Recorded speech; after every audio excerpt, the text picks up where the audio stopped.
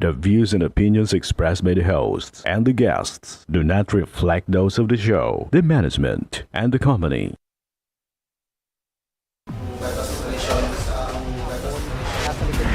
Kakainkwento sa illegal na droga natin nagawang bypass.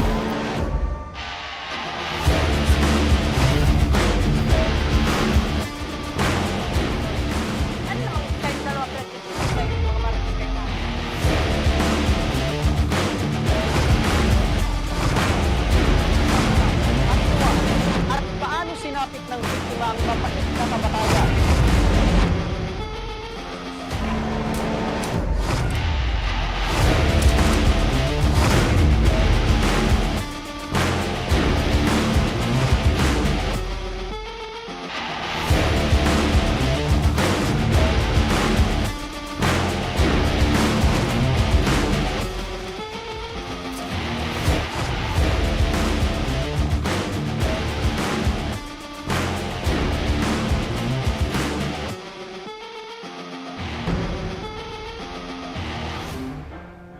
Magandang hapon sa inyong mga ka-aksyon. Live na live tayo ngayong araw ng Lunes at tuloy-tuloy ang ating pagbibigay ng serbisyo publiko. Magandang hapon sa inyo at live din tayong napapakinggan sa 90.3 Radyo Oragon Sorsogon, 88.3 sa Catanduanes, 90.7 Legazpi City at live na rin tayong napapanood sa ating YouTube account. At mga ka-aksyon mula sa Catanduanes, Masbate, Camarines Norte at Camarines Sur at Sorsogon. Ang Tabang Ora mismo ay inyo na rin napapakinggan sa mga sumusunod na radio station. Panoorin po natin ito. Mga ka-aksyon, lumalawak na ang naaabot ng Tabang Ora mismo dahil mapapakinggan na rin ang Tabang Ora mismo sa mga sumusunod na radio station. Tuwing Lunes, ang Tabang Ora mismo ay live na mapapakinggan sa 100.5 FM DWEN Boom Radyo ng Camarines Norte tuwing alas 12 hanggang alauna ng hapon. Radyo Pilipinas Virac. Para naman sa mga ka-aksyon sa Virac Catanduanes tuwing alauna hanggang alas 2 ng hapon. Tuwing Miyerkules, ang Tabang Ora mismo ay live na mapapakinggan sa 95.1 His para sa mga kababayan natin mula sa Naga City, alauna hanggang alas 2 ng hapon. Tuwing Biyernes, ang Tabang Ora mismo ay live na mapapakinggan sa DYNE, Radyo Masbate 783 kHz mula alas 9 hanggang alas 10 ng umaga. RMN, DWNX 91.1 FM at DWNX 1296 kHz Naga City mula alauna hanggang alas 2 ng hapon at 92.7 Wow Smile Radio Masbate. Tuwing Sabado naman, alauna hanggang alas 2 ng hapon sa 107.1 Radyo Natin Virac FM, alauna hanggang alas 2 ng hapon sa 99.9 FM Wow Smile Radio Sorsogon City, 92.7 FM Radyo Frontline Pilar Sorsogon, 95.3 FM Wow Smile Radyo Bulan Sorsogon. Stay in tune mga ka-aksyon. Ito ang programang may paninindigan. Tutugon sa inyong pangangailangan. Ito ang Tabang Ora mismo. Umpisa na natin ang ating Tabang Ora mismo mga ka-aksyon para sa ating unang bibigyan ng tugon. Makakausap natin sa telepono si Ruth Relioso, isang ina na umihingi ng tulong na maiuwi sa Lagunoy, Camarines Sur ang bangkay ng kanyang anak na si Axel Peralta na binawian ng buhay habang nasa loob ng kulungan sa Muntinlupa City Jail. Magandang hapon po sa inyo, Nanay Ruth. Opo, Nanay, kami po ay nakikiramay. Ang aming pong programa ay nakikiramay po sa inyo, Nanay, at sa inyo pong buong pamilya. Opo. Opo. Nanay, kumusta po kayo ngayon? Okay lang po. Opo. Nanay, eto pong si Axel, matanong lang po namin, ilang taon na po siya? Dito po. 22 years old, batang-bata pa po. Opo. Nay, kailan po namatay itong si Axel? Sa ano po, sa kulungan po namatay. Opo, paano po? Pwede niyo po bang maikwento sa amin? Ano po yung nangyari? Bakit po namatay po itong anak ninyo sa loob mismo ng kulungan? Ano po, may nag-text sa akin na, kasama niya sa kulungan, nag-text sa akin na patay na po daw si Axel. Opo. So, yung kasamahan niya po sa kulungan, yung nagbigay po sa inyo ng impormasyon? Opo. Opo. Ano daw po na yung ikinamatay po ng anak ninyo? Nagano po daw, nag-basketball. Nagbasketball sa loob po ng kulungan. Opo, siguro. Tapos kumain daw po ng balot, tapos nag-inom ng cobra, tapos pansit canton. Mm. So, yun daw po yung nalaman nyo pong ginawa nitong si Axel bago pa po ito nawala ng, bago po ito namatay. Opo. Opo. So, ano daw po yung sabi ng doktor? Ano daw po yung cause ng pagkamatay po ng anak ninyo? Hindi ko po malaman, basta yun lang po ang ano namin doon. Pag punta namin doon, yun ang narinig ko. Okay. So, Nay, pwede po ba namin malaman bakit po nakakulong itong si Axel? Nakakulong po po dahil po sa pag-aki kung sa iyang agom. Pag nanganak po yung asawa niya. Okay. Nung nanganak yung asawa po niya, ano po yung nangyari? Lumabas po yung anak niya, patay. Tapos, itong anak ko, binamatay na yung anak nila. Itinapon po sa basurahan. ay, po, so hindi po nila ipinalibing o hindi man lang po binigyan ng maayos na libing ito pong anak nila. So, ang ginawa po ng anak po ninyo, itinapon lang sa basurahan. Opo. So, yun po yung naging rason para po makulong po itong anak ninyo. Opo. Okay, so, Kasi hindi pa po nila alam kung anong gagawin nila. Kasi unang anak pa lang. opo, pero syempre kahit sino naman po, hindi po tama talaga yun. Ano po na? Parang hindi po talaga tama Opo. sa kanila yan. Opo, magandang hapon po, Nanay Ruth, ano? Opo. Kahit Opo. ako, hindi ako makapagsabi, hindi tama yan. Kasi hindi naman dapat na itapon yung anak eh. Opo. Pati itong asawa ni Axel ay nakakulong rin, ma'am, nadamay din po sa kaso. Nakakulong po din sa Mandaluyong po. Opo, so kailan pa po ito na sa Muntinlupa City Jail po itong anak po ninyong si Axel? Dahil po, una po, nakakulong po sa Taguig. Kailan po, ma'am? Nung December. December, no, last year. Lampas, 3 taon, tatlong taon may na buwan. 3 years na. Opo.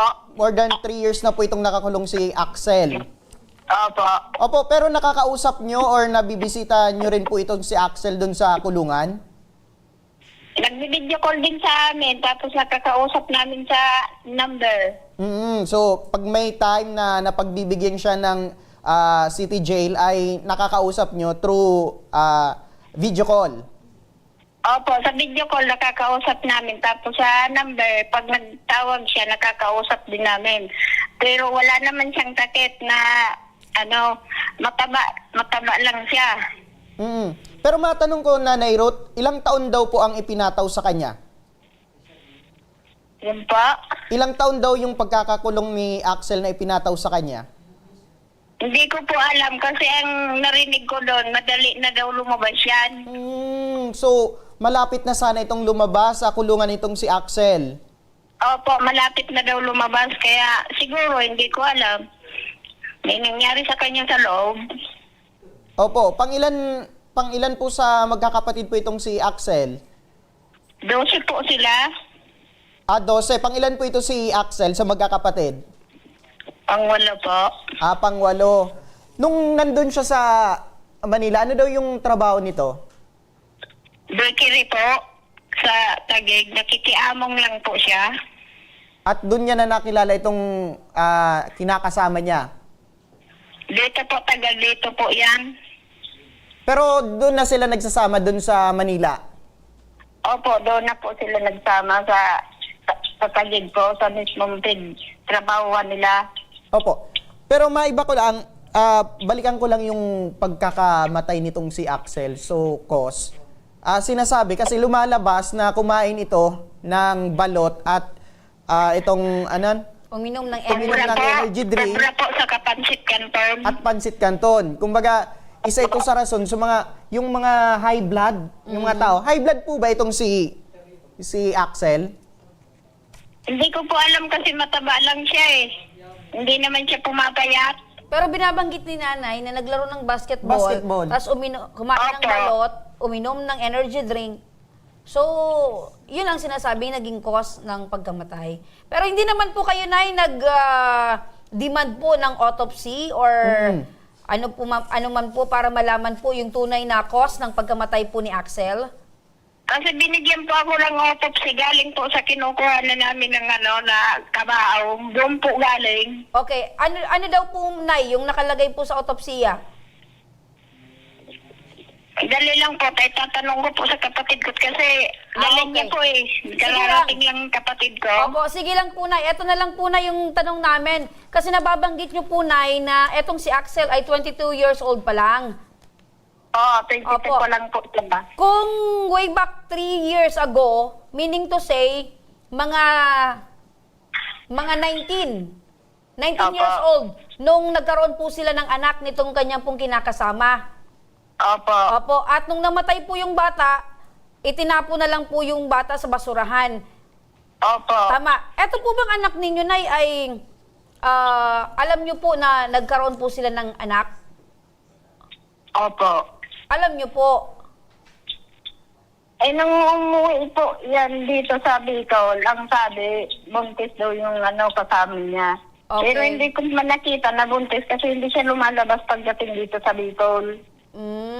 So, hindi naman po itinatago po sa inyo na nabuntis niya po itong babae.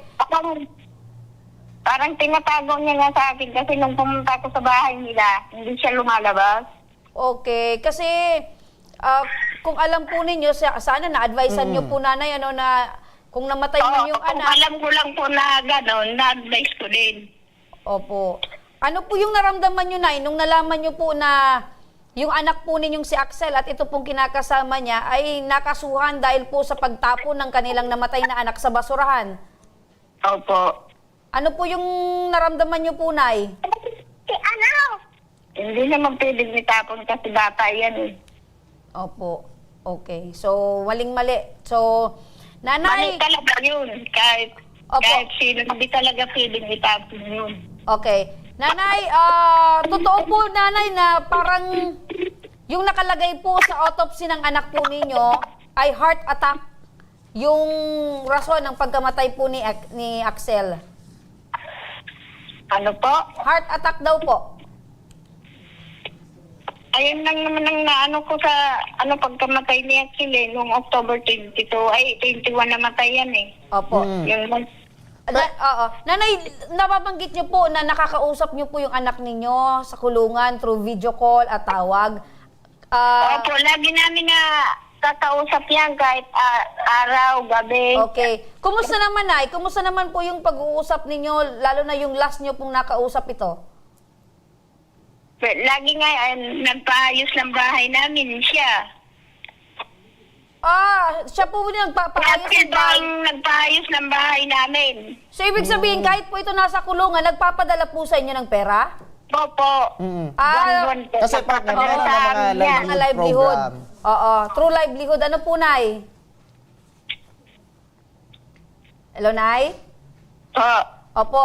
Kumbaga, itong si anak po ninyong si Axel ay involved po sa mga livelihood program sa loob po ng kulungan. Opo. Opo, pero matanong ko, Nanay. Hindi ko makayang kunin dyan sa Manila. Kinuha ko kasi siya ang katulong sa amin. Pero matanong ko, Nanay Ruth, kailan yung pinakahuling nakausap mo or nabisita mo ito personal, itong si Axel? Ay, hindi ko yan. Ito pagsabi sa number. Araw, gabi, nagkakausap namin yan. Hindi po, Nanay. Yung personal, yung pumunta ka mismo dun sa kulungan upang makausap mo itong si Axel. Kailan po yung pinakahuli? Nung nakakulong siya sa Taguig, binisita ko din siya sa personnel ko din siya. Naggagawa din siya ng tinapay sa Taguig. Kailan po yan, Nanay? Anong taon po itong na bisita niyo po si Axel? January po siguro yun, hindi ko na kasi matandaan eh. Ngayong taon lang. Po? Ngayong taon lang, ma'am, na January na kausap mo itong si Axel. Dito sa Taguig, ay sa Muntinlupa po, hindi namin yan bisita yan kasi nung sabi ko magbisita kami dyan, sabi niya ayaw niya na magbisita kami dyan sa kanya. Siya na yung may ayaw na bumisita pa kayo dun sa kanya. Kaya ang ayaw na magbisita kami kasi nung nagbisita ako sa Taguig, inapa ko siya palabas na parang gusto ko na siyang palabasin. Okay, so nadala po kayo ng emosyon nyo, Nay. Opo. Nanay, matanong ko lang po, anong klaseng anak po ba ito si Axel? Nanay Ruth? Oo. Kumusta po itong si Axel bilang anak po? Kumusta po siya? Anong klaseng anak po ito? Anong klaseng anak daw? Ibig sabihin, mabait ka, Mabait po siya. Kasi nung pumunta kami sa kulungan, ang sabi ng mga empleyado doon, sobra daw bait. Opo. Sino po yun, Nay, na katabi po ninyo, Nay? Yung kapatid ko po, yung opo. naglakad sa DSWD, ako ang hinihintay kasi may sasabihin po sa akin. Opo. Kasi Opo. medyo mahina na yung pandinig nyo, Nay. Tama po yan. Ina-assist po Opo. kayo ng kapatid po ninyo. So, ngayon po, Nay, na naandito po kayo ngayon sa aming programa, ano po yung nais nyo pong hinging tulong po sa amin? Nanay Ruth? Nanay Ruth? Ako po yung kapatid, ma'am. Opo, okay. Kayo na lang po yung kausapin namin, Nanay. Pwede po masingit. Opo, Nanay, ano po yung pangalan po ninyo? Ano po, Dante Garado po. Kapatid po ako ni Rob Garado. Okay. Kapatid po kayo ni Axel. Hindi po. Kapatid ako nung nanay, nung Ay, mama ni okay. Axel. Sige po. Tatay Dante, tama po Dante ang pangalan nyo? Opo. Okay. So, ngayon po nakausap namin si Nanay dito po sa aming programa. Tatay Dante, ano po yung gusto nyo pong maitulong po ng aming programa sa inyo po? Ay, ma'am, sana po ilibing lang sana ng matiwasay yung pamangkin ko. Okay. Mailibing po ng matiwasay yung pamangkin Opo. po ninyo. Sa ngayon po, nasaan po yung pamangkin nyo, Tatay Dante? Nandito po siya sa sa bahay ng kapatid ko, naburol po. Saan po yan? Dito po sa Burabod, sa Sunto po, Lagunoy. Okay. Sa Zone 2, Lagunoy, Camarines Sur. So, ang gusto nyo po, magkaroon po ng dissenting living ang inyo pong pamangkin. Yun po ang gusto ko po sa pamangkin ko. Opo. So, Naman yan. tama naman po yan, Tatay Dante, ano? Yan po yung kagustuhan po ninyo. Dahil sa ngayon po, meron pa po kayong alalahanin patungkol po sa pagkamatay po ng pamangkin ninyo. Yun po, marami pa po, sobra. Ano pa po ang ano po namin eh. Nasa 28,000, namumblima po kami ng kapatid ko kung saan namin kukunin. Opo, itong 28,000, Tatay Dante, ito yung ginastos Balance nyo. po. Balance para mapauwi po itong Opo. bangkay ni Axel. Hindi pa po dyan kasama yung pagpagawa po ng yung susuotan po ng kabaong, yung pansyong po, yung tinatawag na pansyong. Okay. Lahat ko na po siya na nalakad ko na po siya. Opo. Naitanong ko na po siya sa si Paul Torero. Nagkakahalaga daw po ng ng 7,500. Okay. Pero ang binabanggit nyo po, 22,000, ito po yung para po sa transportation, para po maiuwi. Ito pong Opo. pamangkin nyo, dyan po sa inyong lugar. Opo, talaga pong higpit po talaga yung nagdala dito. Pinapakiusapan ko sana yung balanse, paunti-untiin na lang. Ang sabi nung nagdala dito, hindi naman daw pwede kasi mayroon din daw po sila kasing mga babayadin. Okay. Opo. So, yan na lang po ang pinoproblema ninyo, yung balanse po sa transportation para po Opo. ay maiuwi dyan sa inyo yung pamangkin ninyo. Pero as of this moment, naiuwi na po yung pamangkin nyo dyan po sa inyong lugar. Opo, napapatintihan na po, nabuburon na po dito. Okay. Opo. So, Pero hindi pa po siya bayad, totally Opo. bayad. Sige opo, po. kaya po may balanse kasi hindi pa po bayad. Okay, so Opo, Tatay opo. Dante, makinig po kayo para sagutin po ang inyong alalahaning ito. Nasa kabilang linya na po ng ating telepono si Congressman Alfredo Pido Garbin Jr. ng Ako Bicol Party List. Magandang hapon po, Congressman Pido. Magandang hapon, Remy and Mike. Maraming hapon po sa Gabos na nag-aantabay. Magandang hapon. Opo. Congressman Pido, nasa kabilang linya po ng telepono ito pong kapamilya, ito pong tiyuhin nito pong si Axel na namatay po sa kulungan, pero naiuwi na po dito sa Camarines Sur yung bangkay. Pero ang kanila pong pinoproblema ay yung balanse po sa ibinayad sa transportasyon na 22,000 pesos. Ngayon, ang hiling po nila, Congressman Pido, ay eto po ay matulungan po sila ng Ako Bicol Party List. So, Congressman, ano po yung katugunan po natin sa kanila pong kahilingan?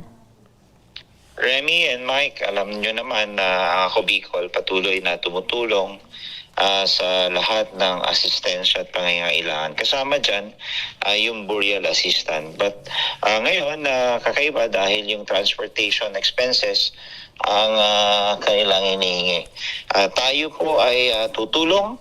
Sasagutin na po natin yung balanse na hinihingi ng pamilya ni Axel upang sila po ay makagaan-gaan sa kanilang problema sa pagpapalibing sa kanilang pamangkin or anak. So, ang tulong po ng Ako Bicol Party List ay sasagutin na po yung balancing 22,000 plus upang sa kahilingan nilang magkaroon ito ng matiwasay na paglilibing sa kay Axel. Opo. Ayun. So, sasagutin na yung 22,000 ng Ako Bicol Party List. So, Congressman Pido, ang kasama ko po ngayon ay si Nomer Corporal.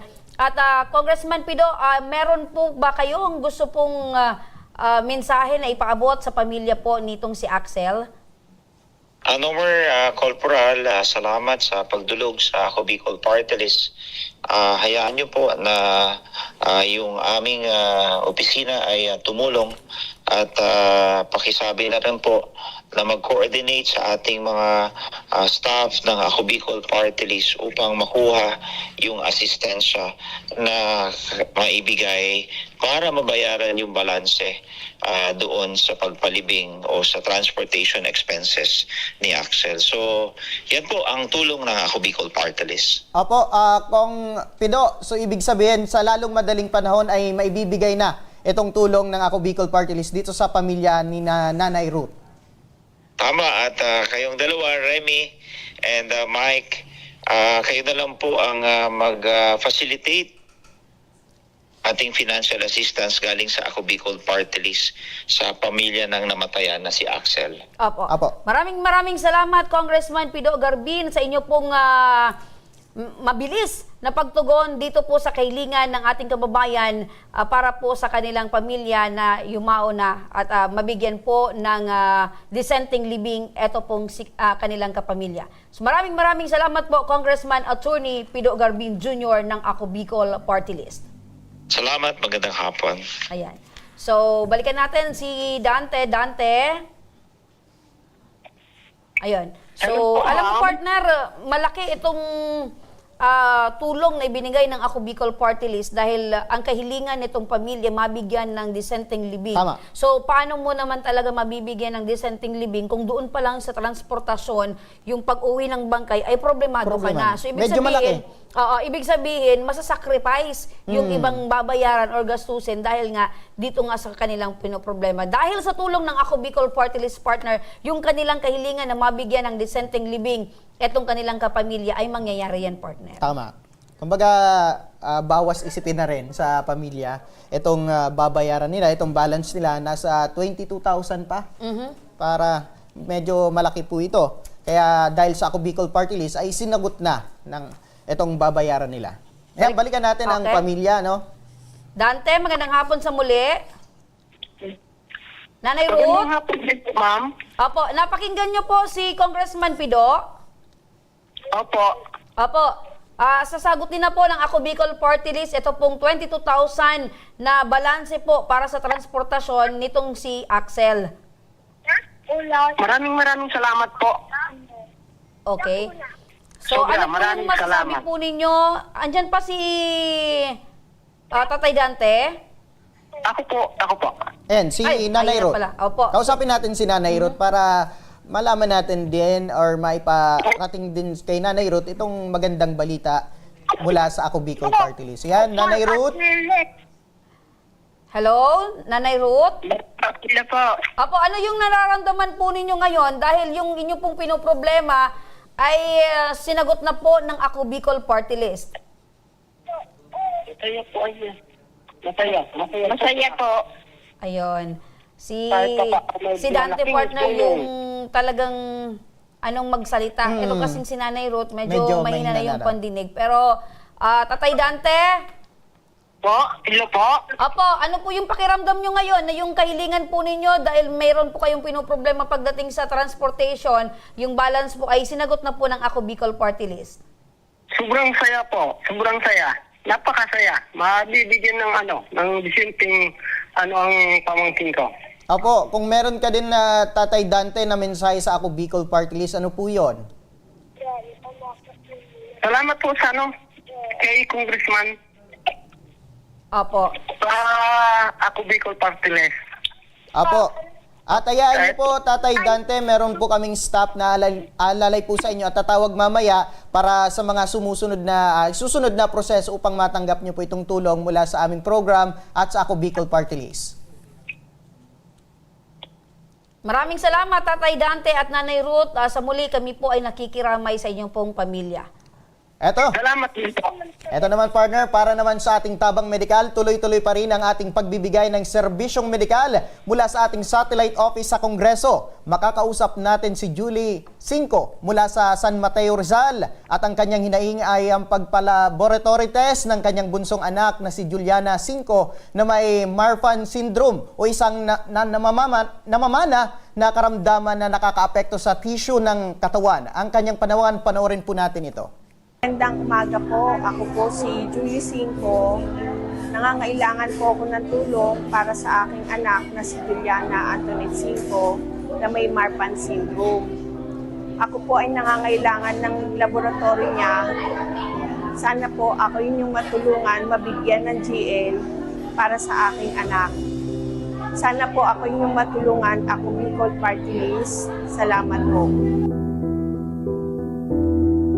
Yan mga ka-aksyon ang panawagan ni Nanay Julie para sa kanyang anak na may Marfan syndrome. Yan, makakausap natin si Nanay Julie. Magandang hapon po, Nanay Julie. Magandang hapon po. Opo, kamusta ka po ngayon na hapon, Nanay Julie? Okay naman po. Opo, maitanong ko lang, ilang taon na po ito si Juliana? 19 po. Magna-19. Opo, ito pong klase, anong klase po itong sakit? Itong Marfan syndrome? Para naman malaman ng ating mga kababayan, ano po itong klaseng uri ng sakit ni Juliana? Yung po kasi mga ugat po nila, hindi po normal na katulad po sa iba na yung sa kanila po kasi maninipis yung ugat nila. Kumbaga prone po sila sa mga aneurysm. Opo. Pwede po silang tubuan kahit sa ibang parte ng katawan.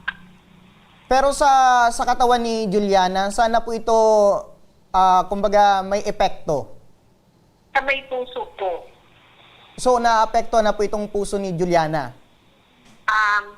Hindi pa naman po ganun kasi dahil 19 years old pa lang naman po siya, hindi po katulad nung sa atin niya po, tumungtong na ng 22 years old. So, yung sa atin niya po kasi, meron na din. Meron palang ganitong uri ng sakit.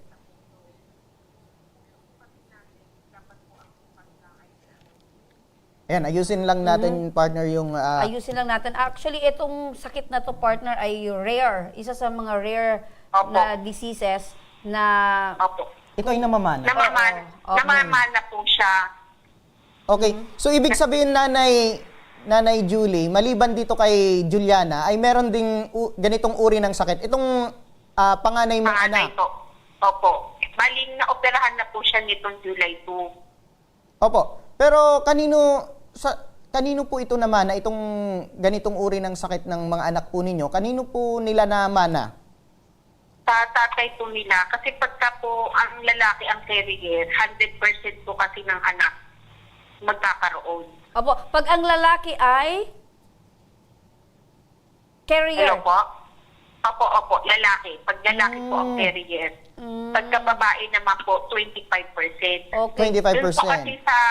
Doon po kasi sa asawa ko, bali ang meron pong carrier, yung nanay niya. Kaya sa magkakapatid po sa kanila, yung asawa ko lang po ang nagkaroon. Opo. Okay. Pero dito kay Juliana, kailan niyo po napansin na meron na din siyang ganitong uri ng sakit? Bali po kasi nung araw nung July 1, nagpapalaboratory lang po sana kami nung dalawa kong anak.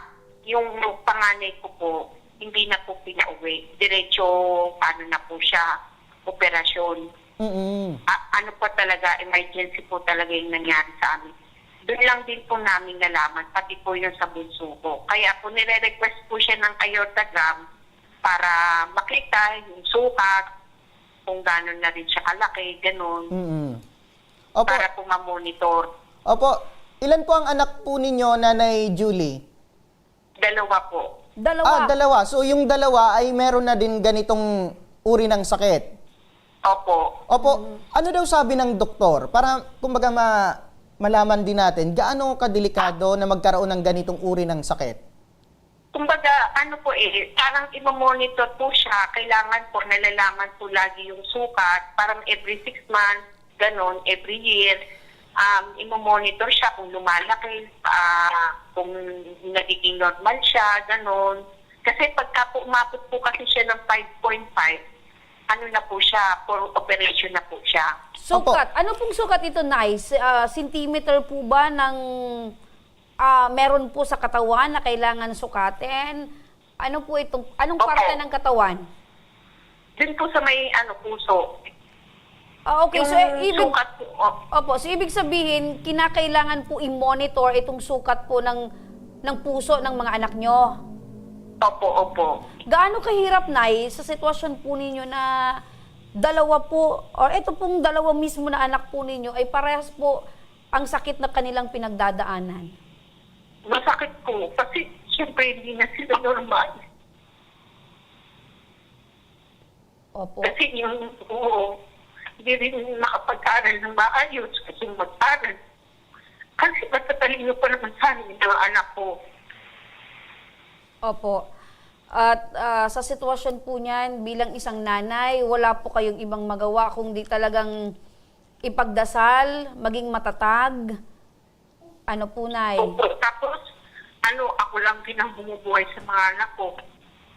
Kayo lang din. Kasi yung tatay, ganun din po yung sakit. Wala na po kasi siya eh. Kaya ako na lang talaga. So, si Mister ay binawian na din po ng buhay sa sakit na ganyan. Opo. Opo. So, syempre, dahil ganun po yung ikinamatay po ng asawa po ninyo, meron po kayong nararamdamang takot? Opo, syempre, sobrang kinakabahan halos din ako katulog sa gabi. Opo. Nag-iisip din ako. Parang umisip ko nga baka mauuna pa ako. Opo. Siyempre kag-iisip, kakahanap din ng paraan. Yun, siyempre yung gamot din ng panganay ko. May maintenance na kasi siya. Paano po kayo, Nanay, nagiging matatag po sa sitwasyon niyo po ngayon? Iisip ko na lang, kailangan kong ma-survive itong mga tsaka gastusin ng mga anak ko. Kasi pagka wala ako, kawawa naman sila. Opo. Si Juliana, sino po yung panganay? Si Juliana or yung... Ay, hindi po. Yung bunso ko po yung Juliana. Okay. So, ilang taon na po itong panganay po ninyo at itong si Juliana, Nay? Isang 23, tapos isa pong magna-19. Opo. Etong 23 years old, may trabaho po ba or nag-aaral pa din? Huminto na po siya. Yun po. Kasi tsaka yung bawal din silang ma-stress, bawal din silang magbubuhat ng mabibigat. So, parehas na po sila, hindi na po nag-aaral? Pumapasok pa naman po yung bunso ko. Okay, paano po yung pag-aaral niya, Nay? Siyempre, bawal na po siya ma-stress, mapagod. Mm-mm. So, paano po? Anong mode of learnings yung ginagawa po ng anak ninyo? Sa ngayon po kasi pinag-uusapan pa namin kung papaano, yung medyo madali-dali, ganun po. Opo. So, ngayon, Nanay, lumapit po kayo sa aming programa at sa Ako Bicol Party List. Ano po yung pangangailangan po na hinihiling nyo para po dito sa anak po ninyong si Juliana? Para sa laboratory niya po sa aortogram, sa may Philippine Heart Center po. Opo. Nasa magkano po ito, Nanay Julie? 29,600. 29,900. So, 30,000. 30,000. Nasa 30,000 na lahat. Opo. Kasi meron pa rin po yung gagawing yung sa mga dugo laboratory. Opo. Sige po, Nanay, standby ka lang para sa ora mismong pagtugon sa problema ni Nanay Julie. Nasa kabilang linya ng ating telepono si Sir Alvin Martinez, ang Supervising Political Affairs Officer ng Ako Bicol Party List. Magandang hapon, Sir Alvin. Magandang hapon, sir. At kami ng Tabang Ora mismo sa lahat po nanonood na takikinig. Opo. Sir Alvin, Yes, ano po sir. ang masasabi nyo dito sa problemang inaalala ngayon ni Nanay Julie? Opo, napakinggan ko yung interview niyo po kanina kay Nanay Julie para sa kanyang anak na si Juliana, na yun po ata ay bunsong anak niya, na may 18 years old na po si Juliana.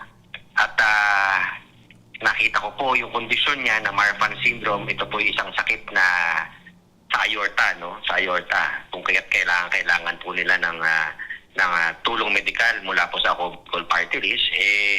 Tama naman po yung sinabi ninyo, sir, at Ma'am Remy, na wag na nating pahirapan si Nanay Julia, no? Ay, Nanay Julie po ba? Nanay Julie po. At Opo. ibibigay po natin yung hinihiling niyang tulong mula sa Ako Bicol Party List na 30,000 po na halaga na guarantee letter.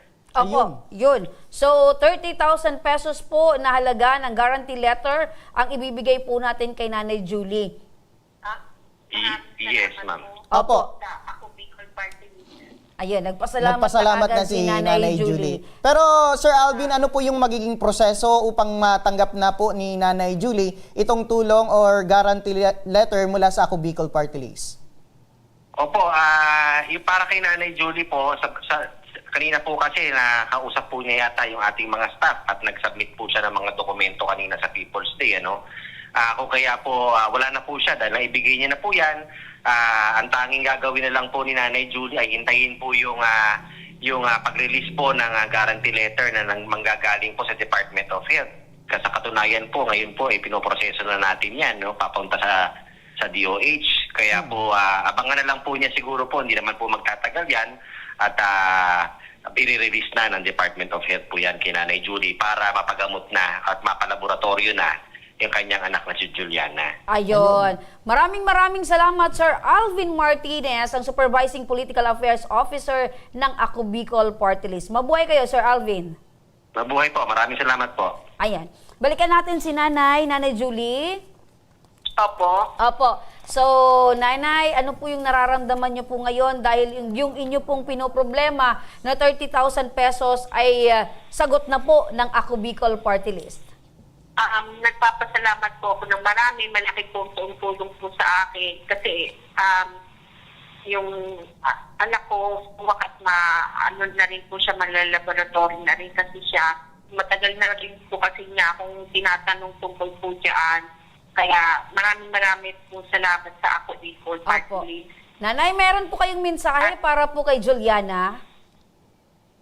Hello po? Opo, meron po kayong mensahe para sa anak po ninyong si Juliana? Opo. Maraming salamat po sa Ako Bicol Party List, sa Bangkara mismo. Maraming salamat po. Opo, sige po. You're always welcome po, Nanay Julie, at tatagan nyo po yung sarili nyo po, tatagan nyo po yung loob po ninyo dahil kayo po yung hinuhugutan po ng lakas ng inyo pong mga anak. Opo. Salamat po, maraming salamat po sa inyo. Opo, at huwag po kayong mag-alala, Nanay Julie, dahil isasama po namin sa aming dasal ito pong mga anak po ninyo para naman po ay gumaling na po sila sa kanila pong karamdaman. Opo, maraming salamat po ulit. Ayan. At sa pagbabalik ng Ako Bicol Tabang Ora mismo, 27 taong gulang na dalaga, dumaranas ng depresyon at isang uri ng sakit. Ang pagtugon ng programa sa kanyang pangangailangan medikal. Abangan. Kaya huwag kayong bibitaw mga ka-aksyon, magbabalik pa ang Tabang Ora mismo.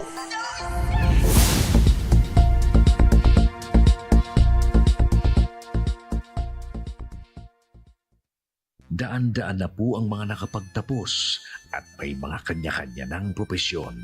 Sa kanilang pagpupunyagi, walang masidlan ang kanilang mga ngiti. Yun at sa Gabos, nagpapasalamat po ako sa AKB. Gusto ko lang po magpasalamat sa Ako Bicol sa opportunity na tigtatao po arag po sa kuya na estudyante. Dahil naandyan lang, katuwang lagi, Ako Bicol, katabang na, kasurog pa. Hindi rin nagpahuli sa pagtugon sa mga pangangailangan ng ating mga healthcare workers at mga frontliners. Sa simula pa lang nitong pandemya, hanggang sa ngayon, walang humpayang pagtulong. Ay, nagpapasalamat po ako sa pagtaon ng Tabang hali sa Ako Bicol Party List. Salamat kong dakula sa duwang congressman. Kayo nakakatabang sa mga sa gabi. Maaasahan, Ako Bicol, katabang na, kasurog pa. Tucked away in the province of Albay, known for its perfectly shaped Mayon volcano, Misibis Bay Resort, a locally owned 5-hectare private island resort. The resort is ready for all those looking to balance tranquility and adventure. This tropical destination is where guests can either choose to relax under the palm trees or have an adventure under the sun. It features modern and luxurious rooms and villas, recreational facilities, and sophisticated services.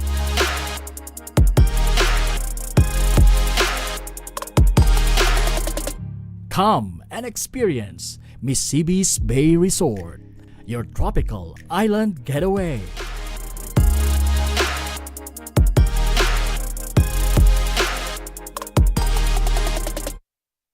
Problema sa tubig, agarang binigyang solusyon.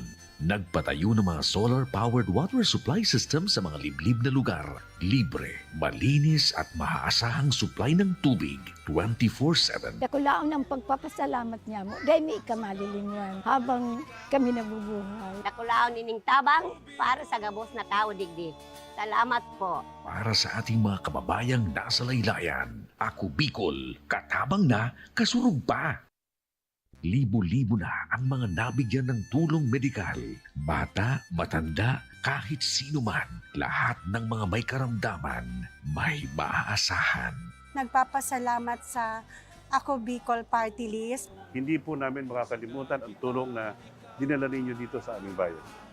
Maraming salamat po.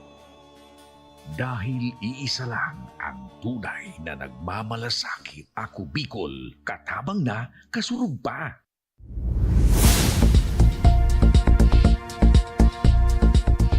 Nagbabalik ang Tabang. Ora mismo mula sa ating satellite office sa Kongreso, makakausap natin ang 27 taong gulang na si Sheila May de los Santos na mula sa Quezon City. Ang kanyang hinaing, ang kanyang medikal na pangangailangan para sa kanyang dinaranas na depresyon at autoimmune disease. Magandang hapon, Sheila. Opo, kamusta ka na ngayon, Sheila? Okay naman po. Medyo pinakabahan po. Opo. So, kailan maaari nyo bang maikwento sa amin, kailan ka nagkaroon ng ganitong uri ng sakit, itong autoimmune disease? Yung nagkaroon sa, nag-ano po ako since nung last year, November po. Tapos, yung kalahating katawan ko po is parang nag-numb po siya. Mm-hmm. Tapos, nag-seizure na din ako, tapos nanginginig siya. Opo. Tapos yun nga. Tapos Opo. yung sinabi po ng doktor ko na yun po, may autoimmune disease po. Opo. Maliban dyan sa sinasabi mong naging epekto sa'yo ng ganitong uri ng sakit, ano pa yung mga naging sintomas nito sa'yo? Ano po, palaging sumasakit. Ngayon, parang sumasakit yung bulo ko, saka, yung spinal cord ko po, palagi pong sumasakit po. Hanggang ngayon din po, naramdaman ko na sumasakit po siya. Tapos, yung kanating katawan ko po is, parang nagdanap pa rin po siya. Tapos, parang panginginig po, palagi po. Opo. Pero itong nararamdaman mo ay alam ba ng pamilya mo? Opo, alam po. Opo. Pero sa ngayon, isa ka bang estudyante, nag-aaral, or meron ka ng sariling pamilya na rin, Sheila? Nag-aaral po, kaso nga lang, nag-stop po ako. Opo. Wala po akong, single po. Opo. Magandang hapon, Sheila. Magandang hapon po. Opo. Sheila, ang ganitong sitwasyon, ito ay isang sensitibong paksa na may hirap minsan i-open sa public. Alam niyo ba yon, Sheila? Opo. Opo. Pero maaari ba namin malaman kung bakit ka nagkaroon ng depresyon? Dahil po sa mga bullying po. About sa, sa school, saka sa social media din po. So, naka-experience ka ng pambubuli? Opo. Opo. Pwede bang malaman namin anong klaseng pambubuli itong pinagdaanan mo sa mga kakilala mo, Sheila? Mga parang hate speech po, like mga masasakit na salita sa po. Okay. Minsan, po yun po. So, ganun, eto bang mga nambubuli sa'yo, mga kaibigan mo dati, mga kakilala, kapitbahay? Mga kaklase ko po. Mga kaklase? Yes po. Kailan nag-umpisa itong pambubuli sa'yo, Sheila? Since nung bata pa po ako, hanggang ngayon po, sa college. Okay. So, since bata ka pa, talagang binubuli ka na nila? Yes po. Anong meron ka, Sheila? Bakit binubuli ka nila? Bakit tampulan ka ng pambubuli? Dahil parang, po ako dun eh. Masyado po akong pabibo po dun ng bata ako po. Masyado ka? Parang pabibo. Pabibo? Like, na-outstanding ko po sila. Parang masyadong naiingit yata sila sa akin. Parang gano'n. Ayun, so parang ikaw yung nagsashine lagi. Nasasapawan mo sila. Nasasapawan mo sila. So parang dahil naiinggit sila sa'yo, idinadaan nila sa pambubuli. Yes po. At yung pambubuli na yon, hindi mo kinaya. Yes po. Okay. May iba din po na hindi lang sa hate speech po, parang hinala din ako physical. Like, kinukulong sa PR. Meron din times na parang habang nasa PR po ako, binubuhusan na ako ng tubig. Grabe, no? Grabe itong pinagdaanan mo. So, hindi mo ba sinumbong sa mga magulang mo or sa teacher mo itong ginagawa sa'yo? Hindi po, kasi parang yung iba po kasi may gang. May? Yung iba kasing classmate ko, parang alam niyo parang may gang. Like, gang? Parang po siya? Yes po, gang po. Yung tito mo? Po? Sino yung may gang? Mga klase ko po. Okay. So dahil doon, parang natakot ka na labanan or ipaalam sa pamilya mo yung ginagawa nila sa'yo. Yes po. Opo. Pero ngayon, Sheila, alam na lang pamilya mo kung bakit ka nagkaroon ng depression dahil nga dito? Hindi din. Hindi din. So tinago mo yon sa iyong sarili? Yes po. O kumusta ka ngayon, Sheila? Okay naman po. Okay, so... Medyo po. Oo. medyo nilalabanan ko din po yung depression ko din po. Saka Opo. ano din po, Oo, sa health ko din po. Siguro the best thing to do, Sheila, pag may ganyan, mas mabuti na i-confine mo siya or ikwento mo sa ibang tao para at least meron kang Yes po. outlet na mapagkukwentuhan or malalabasan ng iyong bigat na nagdadaanan. Yes po. Sige. Pero sinubukan mo naman na magpa-check up dahil sa ganito nga na may pinagdadaan kang depresyon. Opo. Nagpaano din po ako sa psychiatrist ko po para maano din po. Opo. Pero ngayon meron ka naman na mga kaibigan na pag in case na binubuli ka, ay kumbaga nakakausap mo. Meron naman po. Meron naman po akong kaibigan na nakakausap namin po. Okay. Medyo ano lang po, busy lang po. Medyo curious lang ako, Sheila, pwede bang matanong, ano yung nauna na naramdaman mo? Ito bang autoimmune disease or etong depression? Depression po nung una. Okay. Tapos, kumalan din po yung autoimmune disease ko po. Okay. So, meaning to say, Merong yung epekto nitong depression sa sarili mo, nanghina ka, dahil Yes, wala po. kang mapagsabihan, kumbaga hindi mo ito nailapit sa doktor para ka mapatingnan. So, nanghina yung katawan. Parang ganun po. Oo. Kumbaga ako na din ito sa ibang tao na sinasabing gawa-gawa lang daw ang depression. Hindi po. Kumbaga hindi. Alam mo, partner, kaya na naging batas sa ating bansa itong Anti-Bullying Act dahil malaki talaga yung epekto nito sa isang tao na nakakaranas ng pambubuli. 'Di ba? Lalo na yung mga mahihina talaga yung loob, kaya talagang pinalakas ng ating bansa itong Anti-Bullying Act at merong itong pataw na pagkakakulong at penalidad. Kumbaga meron na din sila mga program para mabigyan ng kumbaga pag-aaral sa ating mga kabataan, especially itong mga simula pa lang elementary, ay malaman nila yung mga karapatan at dapat nilang gawin in case na makaranas sila ng pambubuli sa loob ng paaralan. Balikan natin si Sheila. Sheila, ano yung maitutulong ng Ako Bicol Party List at ang aming programa para sa iyo, Sheila? Para po, ano yan? Sorry, medyo maraming salamat sa inyo, Ako Bicol Party, saka sa Bangora mismo po. Para dun po sa MRI ko po. Ayun, so si Sheila MRI ko po.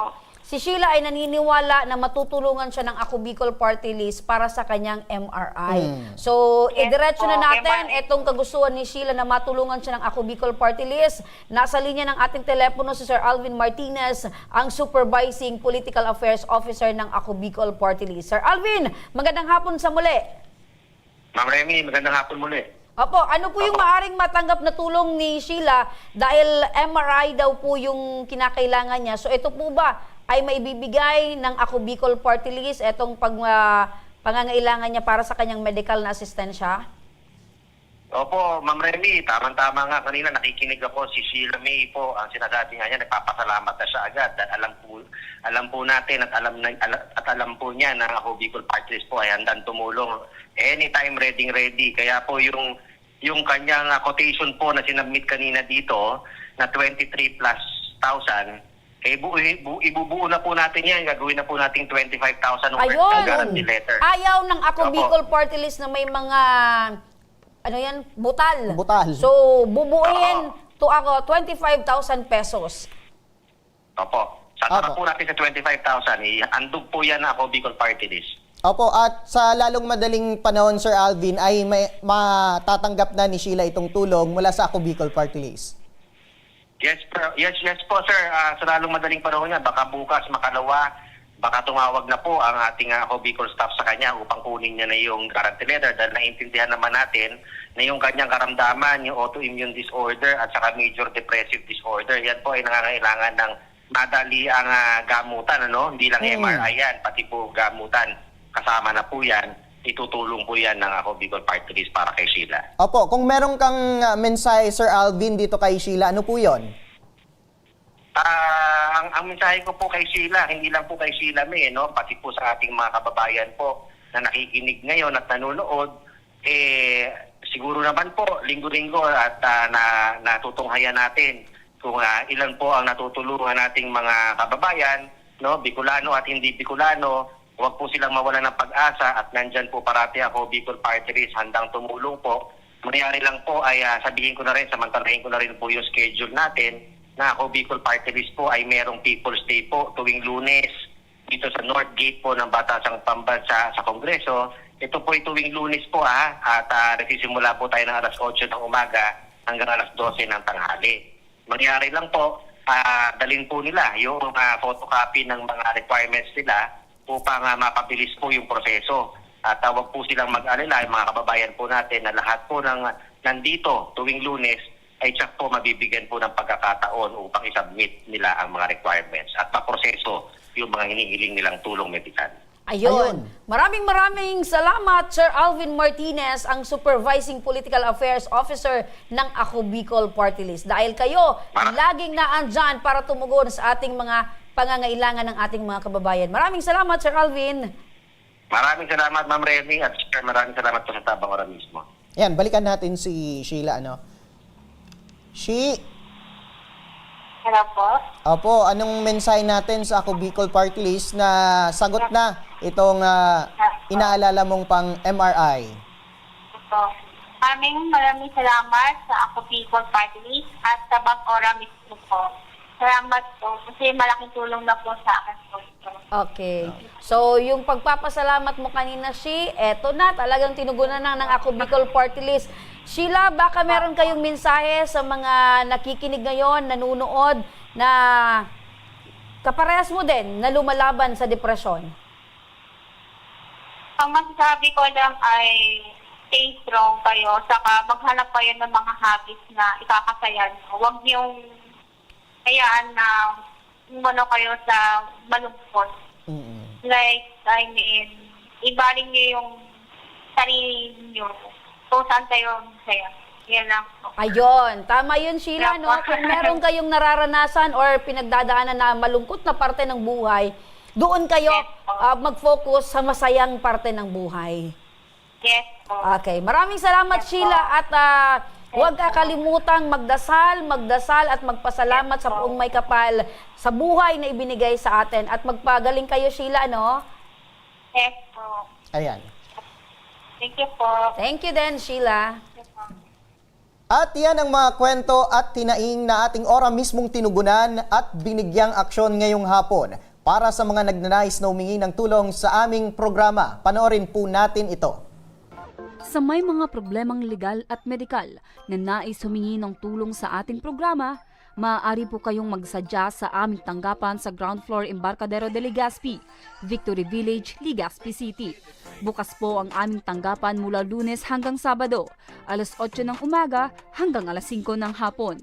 Sa mga nasa Metro Manila naman po at kalapit na lugar, maaari po kayong humingi ng tulong sa Action Cost Center sa North Wing ng Batasang Pambansa. Magpunta lamang po kayo tuwing araw ng Lunes alas 8 ng umaga hanggang alauna ng hapon. Maaari na rin po kayong magtungo sa Tabang Ora mismo Satellite Office sa Camarines Norte sa Provincial Capitol Building, Barangay 3, Daet, Camarines Norte. At para naman sa mga taga Camarines Sur, maaari na rin kayong dumulog sa Zone 2, Tagungtong, Goa, Camarines Sur. Bukas po ang aming tanggapan mula Lunes hanggang Biyernes, alas 8 ng umaga hanggang alas 4 ng hapon. Maaari din kayo magpadala ng mensahe sa aming official Facebook page na Tabang Ora mismo. Kahit anong reklamo ay amin pong tinatanggap. Huwag niyo rin pong kalimutang i-follow ang aming mga official social media account sa aming Facebook account, YouTube at TikTok account, Tabang Ora mismo. Action po patuloy na magsisilbi. Action po sa mga nangangailangan. At yan mga ka-action, 52. Kaka-brace mo yung partner. Nagulat ako kay Adrian, partner. Tumak po siya 52 days na lang mga ka-action at Pasko na! At hanggang bukas mga ka-aksyon, sama-sama pa rin nating aksyonan mga problemang medikal at legal. Ako po, si Nomer Corporal. Ito ang programang May Paninindigan, tutugon sa inyong pangangailangan. Ako naman po si Remy Araneta Mindones. Magandang hapon at salamat. Ito ang Tabang Ora Mismo. Ko sa mga nangangailangan, aksyon ko lahat ay dadamayan. Noon at ngayon tayo'y sinamahan. Aksyon ko patuloy na magsisilbi. Aksyon ko sa mga nangangailangan. Aksyon ko lahat ay dadamayan. Noon at ngayon tayo'y sinamahan. Aksyon ko patuloy na magsisilbi. Isang masipag na